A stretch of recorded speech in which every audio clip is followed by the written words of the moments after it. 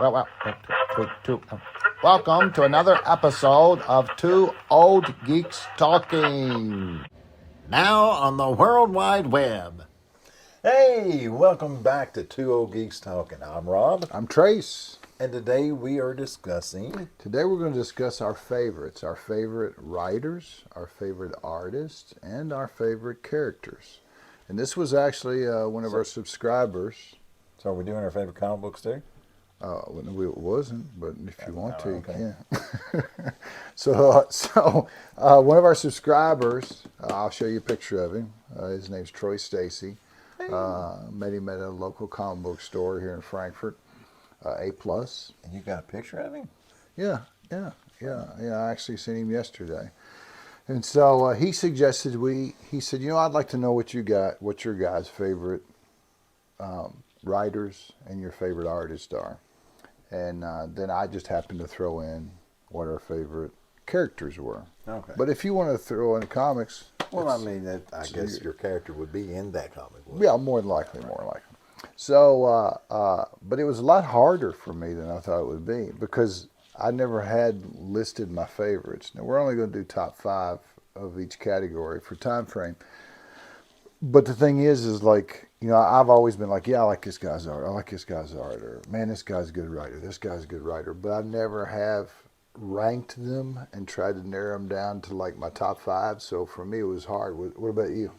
Well, I kind of went about it systematically was what comics did I go back and reread. Yeah.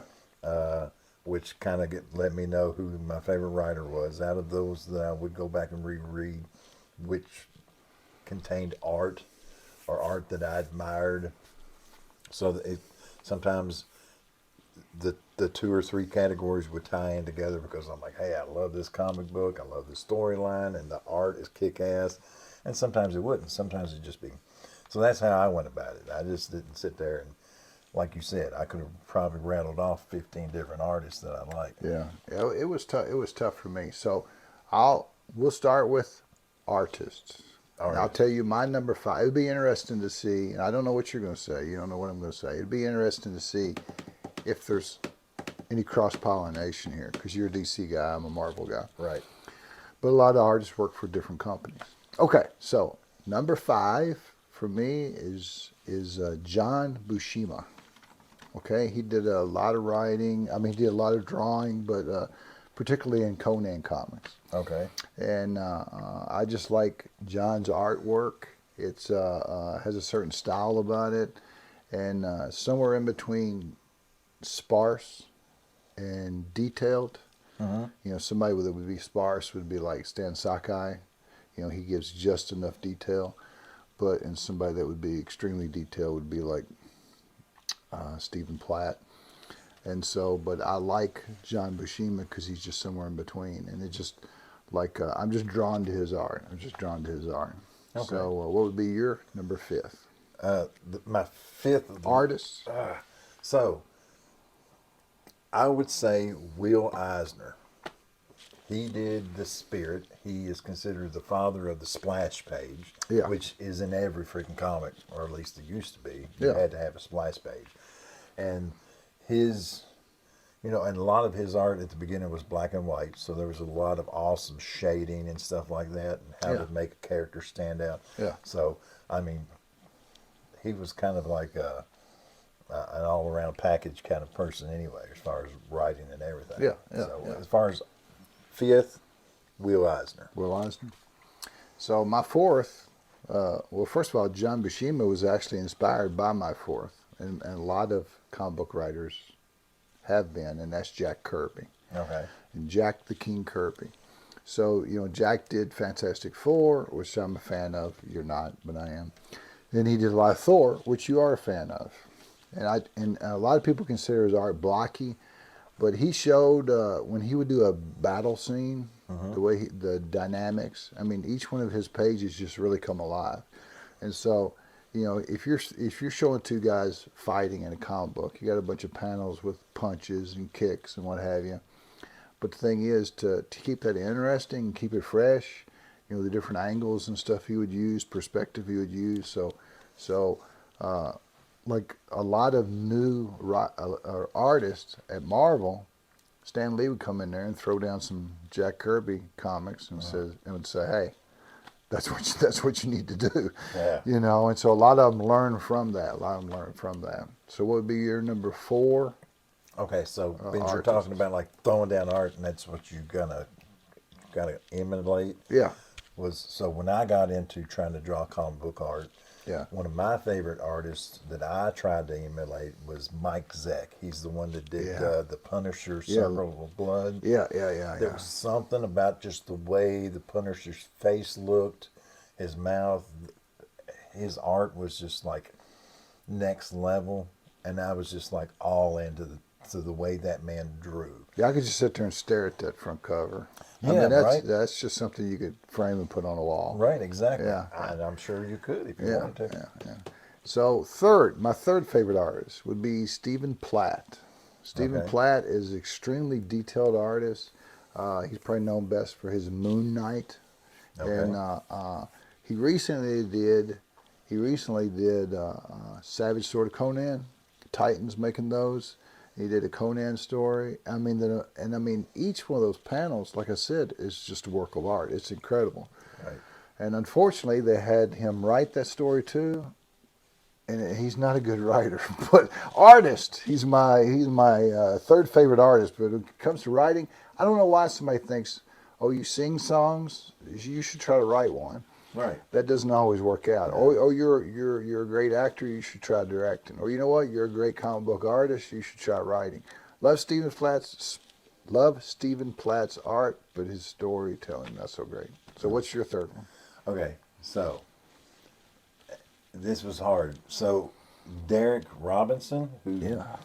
illustrated Transmetropolitan, loved Transmetropolitan, loved the storyline, the whole politics. But I could sit there and look at a panel and see so much detail, so much stuff going on in the background. It would just amaze me. And the emotion that you could get through in pen and ink, pencil and ink.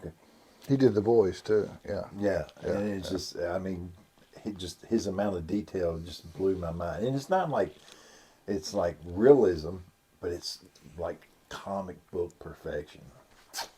Okay. My second one, bet you've never heard of him. And you know a lot of comic book artists. Okay. Juan Jose Rip. Ron Jose Rip. You'd be correct. So he's a Spanish artist, but he's done a lot of American work. He's done a RoboCop series by Frank Miller. I first fell into his art when he did a Spanish comic book series that was translated over in America called Rogues. It's like a fantasy series. It's really good, like D&D. And but there again, you talked about detail. He put so much detail into each panel that, I mean, like some of the modern artists, you know, I'll just look at a panel, read the word balloon, go to the next Right. one, but I mean you have to sit there and study that. You know, if he's got a guy standing outside, the graffiti in the back, the trash, you know, he might have power lines with birds up on it, and I mean, there's so much detail into each panel. You got to sit there and study it to get it all, and I mean, it's pleasurable. I mean, he's one of the best artists of all time. So Juan Jose Rip would be my second one. Juan Jose Rip. There you go. All right. So what about now your? you're going down, I have to look him up. All right, so you can't talk about artists without not mentioning Jim Lee. Yeah. So, I mean, he was the quintessential artist of what, the 90s? Yeah. So, Early 2000s. Yeah, early 2000s. I mean, his Batman run. Hush. And that's the thing. It wasn't just DC. That boy jumped from Image to Marvel to DC. Yeah. I mean, I say boy, he's not a boy anymore, but, and that's the thing about the people we're mentioning. It's who we grew up with. It's who we It's enjoy. really personal preference. Art is. Right. Well, I mean, art makes or breaks. Doesn't make or break a story. A story can make or break an artist, though. Right. So that's the sad thing. Story's But the most Jim Lee- important part. But Jim Lee, man, and now I mean, what? He's pretty much like one of the head guys at DC, yeah, and you said DC. Jim Lee was your second one. Jim Lee's actually my first one. Oh, So well, I got one above him then.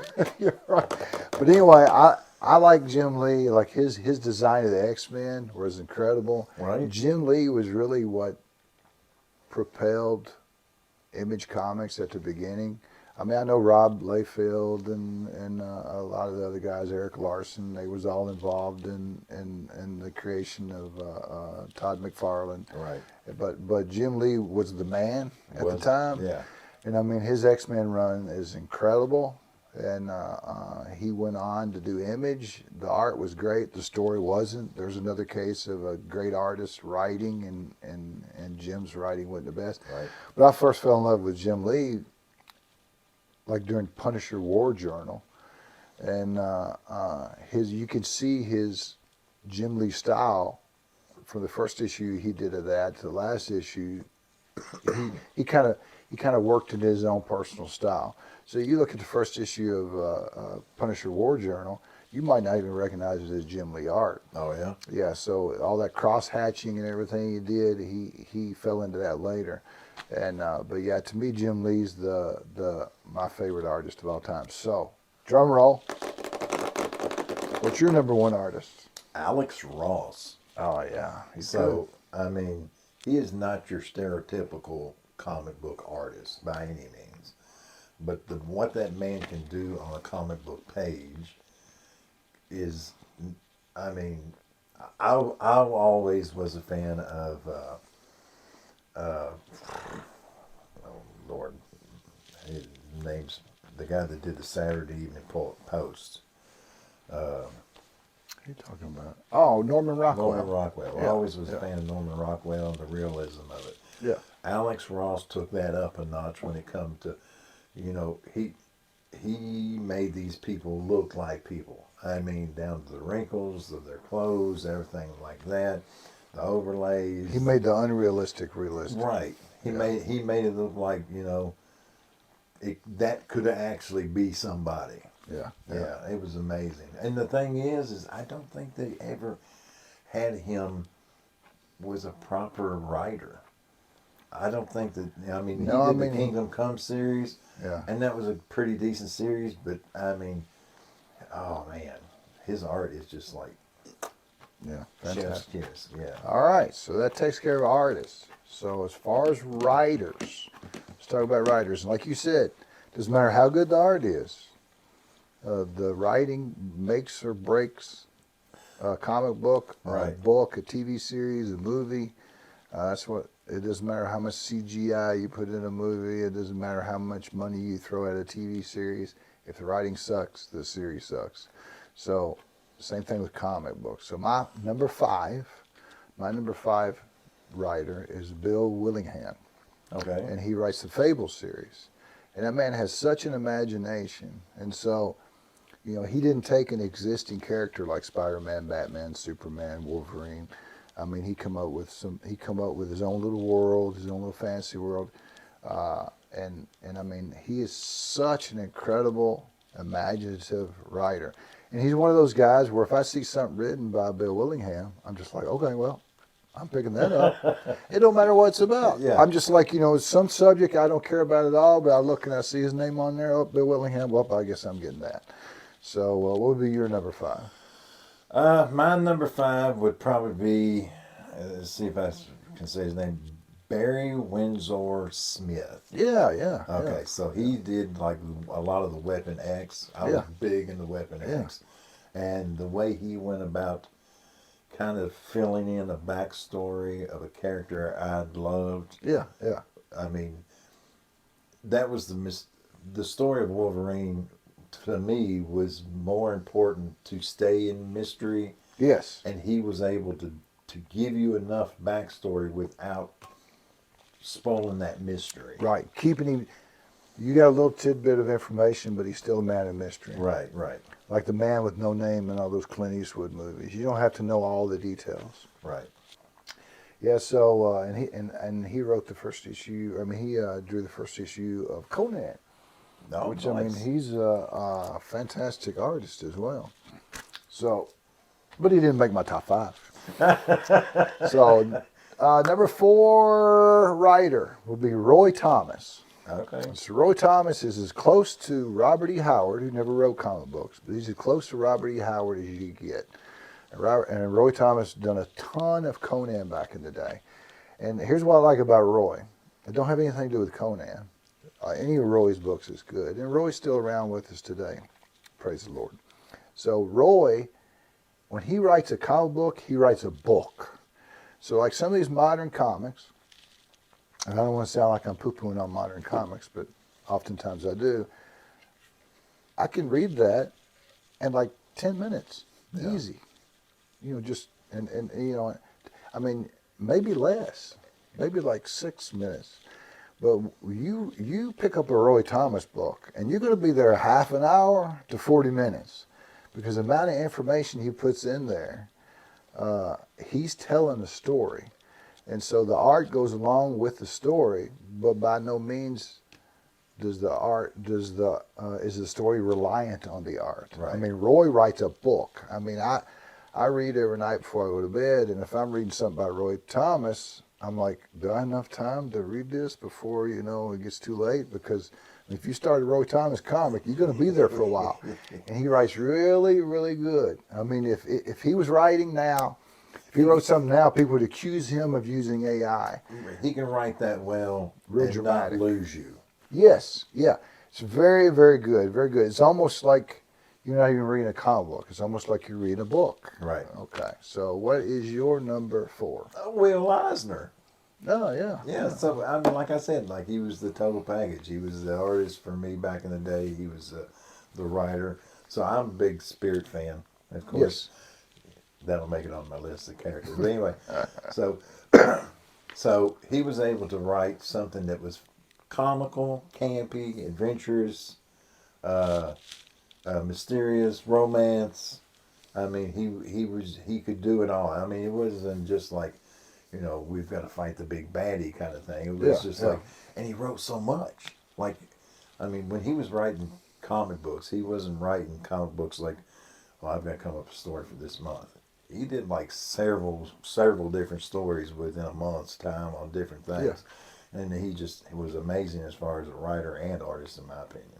All right, good deal. Number 3. For me, it's Garth Ennis. So I like twists and turns, and I like to be surprised. I like to be shocked. Because oftentimes when you're as old as we are, and tell me if this hasn't happened to you, you start a movie, you start a TV show, and you're like, well, I know how this is going to end. Yeah, I've done that. Because you've seen so much in your lifetime. You watch so much television, so many movies, and there's only so many plot devices you can use, and so you're just like, well, it's pretty obvious halfway through the movie how this is going to end. With Garth Ennis, he always surprises you. Now, he typically writes mature content. One of my favorite things he wrote was The Punisher, that Max series. Okay. And Punisher should never be G or PG or PG-13. It should be R, and that's the way he wrote him. And so I really, really like the Garth Ennis. He did the Hitman series with DC, where he talked about Tommy Monahan. That series is fantastic. 60 issues, not a bad issue in the bunch, and it's great. It's great. So, what would be your number 3? Number 3 is the writer for The Watchmen, Alan Moore. I mean, for him to capture each one of those characters down to the conniving, the black and white kind of characters, the Boy Scout kind of character, and come up with that whole story. I would say his take on, what do you call the anti-superhero? Yeah, the anti-hero. Kind of like before The Boys was a thing, you kind of had the Watchmen. Yeah. And it was kind of like a different perspective on what we considered heroes and how they went about seeing things. So that was perturb. What's the word I'm looking for? Too much meat. Spectacular writing. Spectacular. Yeah, no more meat for this man. Okay, number 2, favorite writer for me. would be Frank Miller. Okay. Frank Miller is an amazing writer. I mean, what he's done for comics cannot even be, it can't be measured. I mean, he took Daredevil from this goofy clown-like character and he was the first one to make the Kingpin, not just some fat, goofy guy. Right. He made him like a hardcore mobster. He got into the dual nature of Daredevil to where you're a lawyer during the day and then you're a vigilante at night. And I got into some of his problems with Catholicism and stuff like that. I mean, Frank Miller, his writing it just took that character and that character is still defined today by Frank Miller's writing. Batman is still defined today. Dark Knight Returns. Yep. Dark Knight Returns is still defined today. I mean, that absolute Batman, everybody's going right crazy over. That ain't nothing but a Frank Miller style Batman. That's just Dark Knight. Right. Excuse me. But, so I mean, yeah, to me, his Sin City was just took film noir and put it on the page. I mean, his art, some people like it, some people don't. But his writing, 300, I mean, we're talking, right. I mean, he's fantastic. So what's your number two?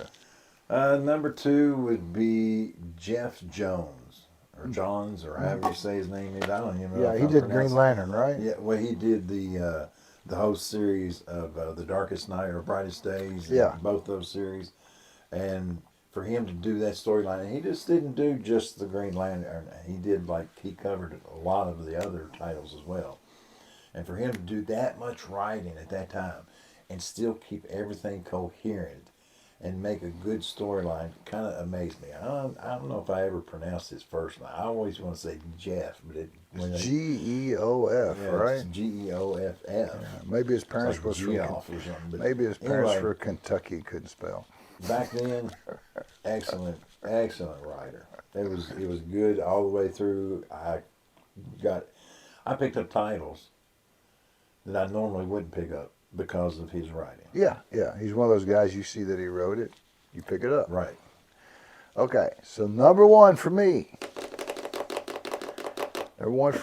is Mark Millar. Mark Millar. Now, some people say it's Mark Miller, but no, you look how Frank Miller spells his name, and that's not how Mark Millar spells his name.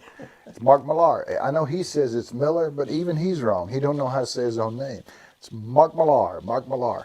You see something with Mark Millar written on it, I mean, I don't care what it is. It could be a grocery list, and you better buy it. Because, I mean, he's fantastic. I mean,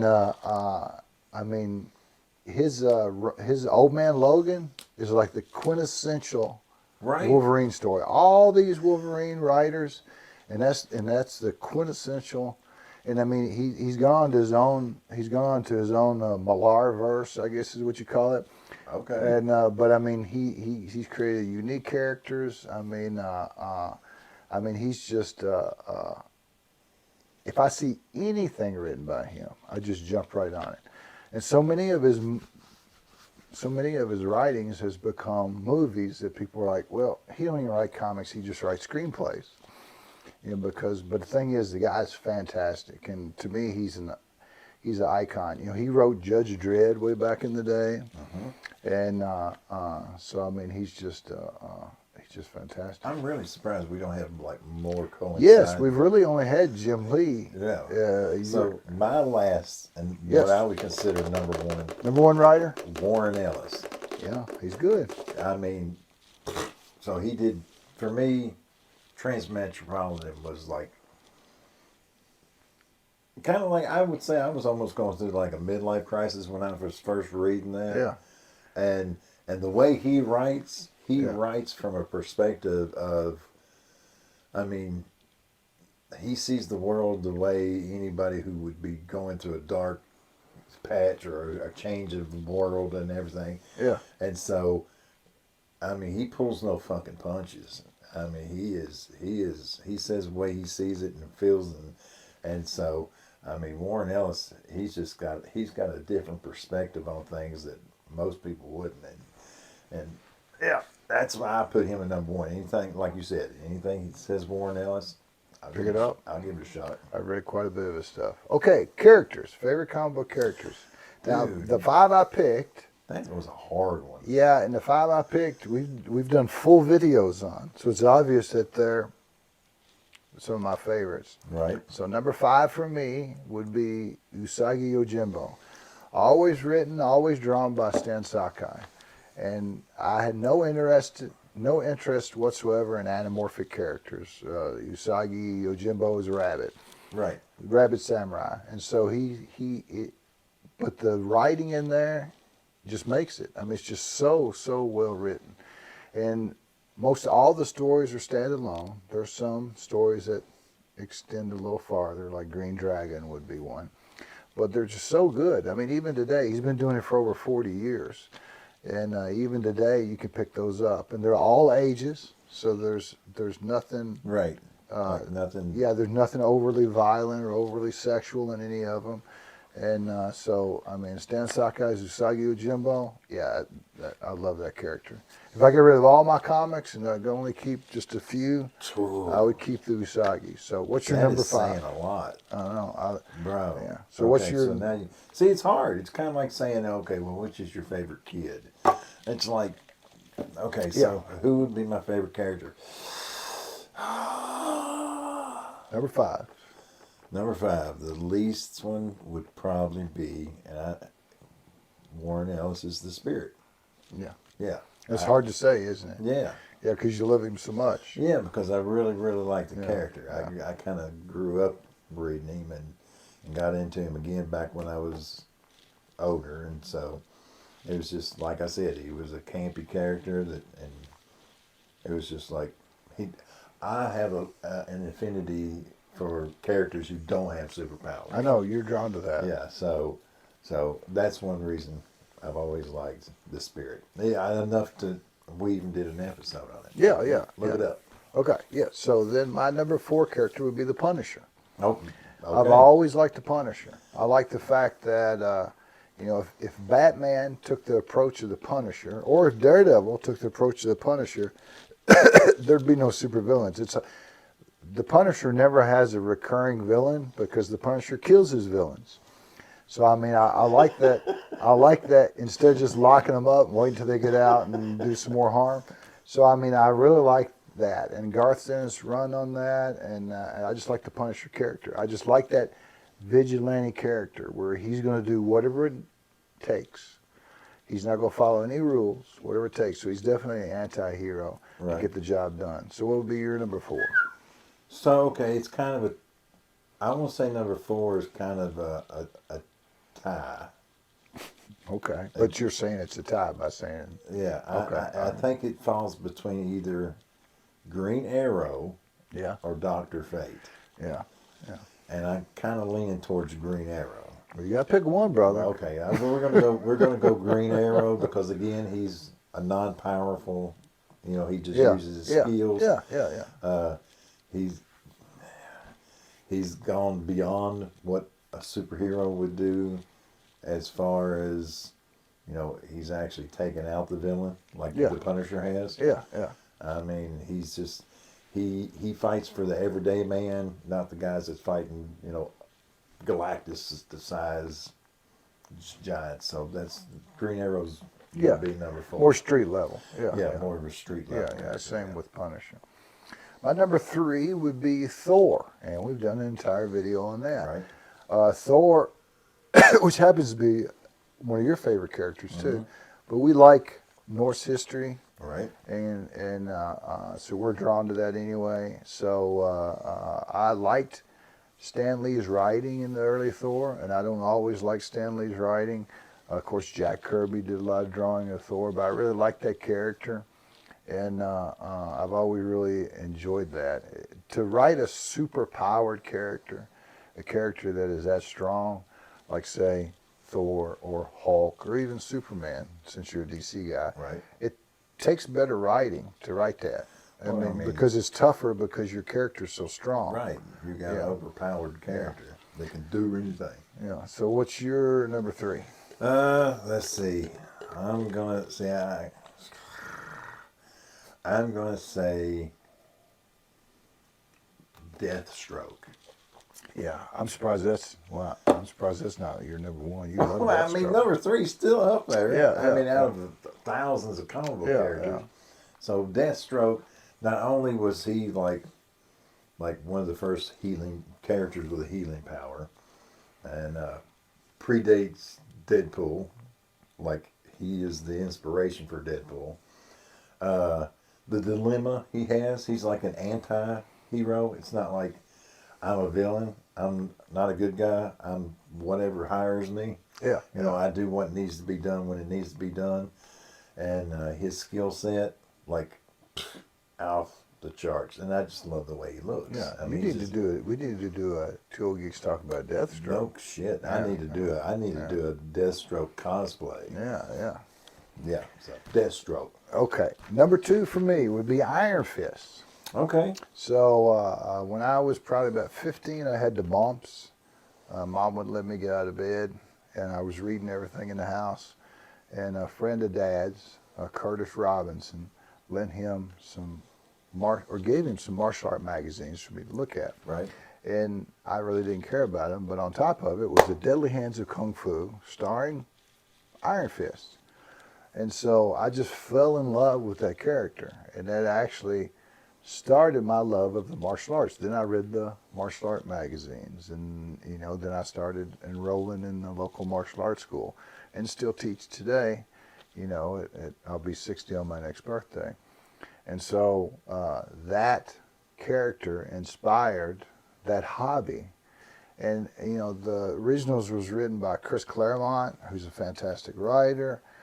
John Byrne, he had a lot to do with Iron Fist.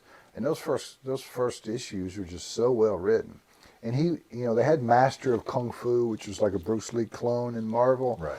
Well, Iron Fist was a little cooler because he had some superpower. He could concentrate his chi into his fist to make it glow and punch through a car or what have you. But it was a well written comic, and that character's very nostalgic for me. Oh, that's cool. So I mean, nostalgia plays a big part in most Oh, of absolutely. all. Yeah. Actually, I'd say the majority of our picks. Yes. Is- So what's your number two? Spider Jerusalem. Ah, yeah. Yeah, because of Transmetropolitan. Which we've done a video on. and which we've done video on. And dude, just the gonads that this man has to go in and say and do some of the things that he's done in what most people would be fearful, like especially messing with government agencies and things like that. Yeah. And and then there's always the comical part, and then when you have the bowel disruptor. Yeah. He's got a gun and he shoots you and you crap yourself. Yeah, right. Yeah. So I mean, altogether, I mean, it was kind of like a reach into the future, and at the same time, talking about a political environment or atmosphere that could fit in any generation. Yeah. Yeah. So, Spider Jerusalem, he was All right. nuts. All right, here we go. Number one.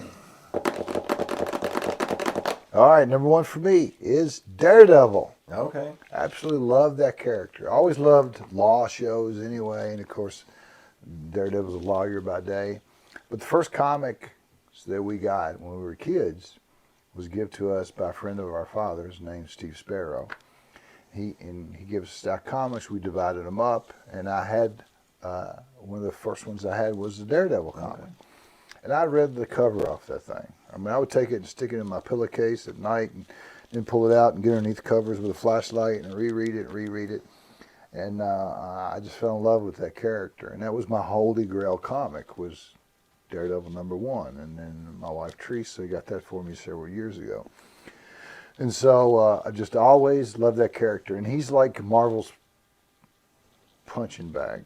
I mean, they just put that character through so much. And he should be a villain. With everything that's happened to him, he should be a villain. Right. But he decides and he chooses to try to do the right thing and walk the righteous path. But I mean, that's what makes a hero. That's what makes a hero. That's What what makes makes a a hero. So growing up reading that, that was inspirational to me. So Right. so Daredevil will always be my favorite character. So So you're number one. I'm sorry. I know I'm a DC fan, but I'm going to pick a Marvel character. What? Wolverine. Wolverine. Tell me, brother. Okay, so Wolverine has been a staple in my comic book life since I was young. Yeah. Yeah. You know, way back. And at one time, up till about the year 2000, there wasn't an issue of Wolverine comics that I didn't have. That's right. I mean, I had every Weapon X, I had every iteration. And the thing was you could alter Wolverine to where he was either Patch or he was, Wolverine in the brown and gold or Wolverine in the yellow. It didn't matter where you put him, he was still Wolverine. Yeah. Yeah. And the fact that he had the ability to age slower than everybody, Yeah. Yeah. that he fit in so many different genres, and he got to see people that he loved and cared for. Like you just said, he could have been a bad guy. Yeah. He's lost spouses, he's lost family, he's lost a lot of people, but yet, and plus there for the longest time he was just a freaking loner. Right. I mean, right. and so many people can tie into that too. So, I mean, plus he's the best at what he does, right? That's I mean, right. He That's is right, a bub. bad mofo, bub. All right. I would have never guessed that, and I would have never guessed that Batman didn't make your top 5. Right? Did I give you any surprises? Yeah. No. No, not really. Okay. So I want to do a couple of honorable shout outs. Honorable mentions. Well, honorable mentions because I knew that you and I would. We're old. We're old geeks. Really? Are we? Yeah, a little bit. Yeah. So, and I knew that most of the things we chose would be older characters. So I was trying to look into some newer characters and newer artists and stuff. So, a new artist that I like is Dan Mora. Yeah. And he does, y'all need to look into his stuff because he's more of what I consider a classic comic book artist. Yeah. He's not trying to go outside the box, but his art is badass. Yeah. Yeah. So, y'all look him up. And then I come across a character I did not know exist. Have you ever heard of Forget Me Not? Never heard of. Okay. Is it female, male? No, he's male. Okay. And he's an X-Man. Yeah. And you need to look him up because he's been an X-Man forever and he's been in just about every story, but nobody remembers him because his mutant power is once you take your gaze off of him, you forget him. You forget him. And he has been an integral part of the X-Men for centuries or for years. And he's just a regular guy with receding hairline, a pot belly. Oh, yeah? Yeah. and he That's funny. He has learned that, his life was more important. Let's see, how did he put it? He put, it's better to do something that matters than the other way around. He wasn't worried about being valued as one of the X-Men. Yeah. He found his value in what he did without people knowing it. Yeah. Because they forgot. Yeah. And I mean, they've done things. That's an interesting character. And the only character that could ever remember him was Xavier. And when he died, he was totally forgotten. So if I'm going to do an honorable mention, as far as the artist, I would say Frank Cho. Nobody draws a woman, in my opinion, quite as good as Frank Cho. We have a Two Old Geeks Facebook page. And every once in a while, I just got to throw up some Frank Cho art up there. Because, man, that guy can draw a woman. Oh, my gosh, man. He's good. And as far as another writer. What about another character? Another character? Like that didn't make it into the top 5. It would probably be like Tommy Monahan from the Hitman series. He's just an Irish guy, and he happens to be a hitman, but he's all about friendship, and he's had a rough childhood, and one of the best comic I've ever read was one where he just sat and had a conversation with Superman on a roof, and it was just Garth Ennis wrote it. Right, I remember that. It was so good. It was so good. So. You done, brother? Well, I want to hear from them. I want them to tell us. Yes, in the comments. Who some of you, I mean, I'm sure that you agree with us. Yes. I mean, Yeah, but Troy then again- Stacy, who made us do this video, Right. needs to get his butt and type and put his favorite artists, his favorite right, writers, and and his see favorite if we characters. coincide with him as well. Yes, Ander and All of y'all, John, every one of yeah, you. Just yeah, put in Mr. there- Webb and all those Tell guys. me what Yeah, you think. Cisco, put them all in there. Because that's what this is about. This is about us communicating. Yeah, we want to hear from you. We get tired of Right. listening to ourselves. we're pretty good at that. Oh, and before we leave, since this is going to air around Christmas time, I have a Christmas gift for you. Nice. I'm sorry I didn't bring anything for you. Oh, it's okay. It's not about that. It's all about giving. So, I saw a couple of things and they just screamed Rob. That's what it was. It was paper. Oh, now you got to pull it and listen to it. Get it close to your mic. Look at you. Let's see here. Let's show them what it is. He loves The the Big dude. Lebowski. In fact, we have a video about the Big Lebowski. So much he loves it. I love you, but sooner or later you're gonna have to face the fact you're a goddamn moron. I'm just gonna go find the cash machine. I am not Mr. Lebowski. You're Mr. Lebowski.